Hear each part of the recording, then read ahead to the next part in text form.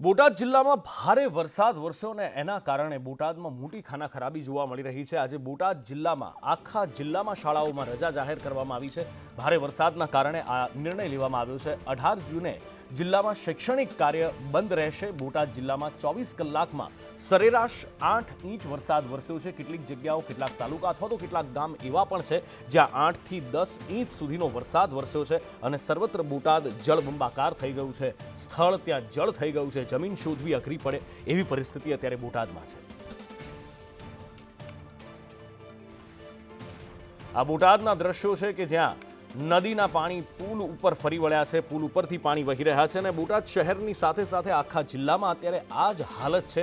જ્યાં જુઓ ત્યાં માત્ર ને માત્ર વરસાદી કહેર જોવા મળી રહ્યો છે। પહેલો વરસાદ હતો, ખેડૂતોને લોકોને એવી આશા હતી કે આ વરસાદ જીવનદાન સમાન સાબિત થશે, આ વરસાદ આશીર્વાદ સમાન સાબિત થશે, પણ એટલો વરસાદ વરસ્યો કે ખાના ખરાબી અને તારાજી જોવા મળી રહી છે।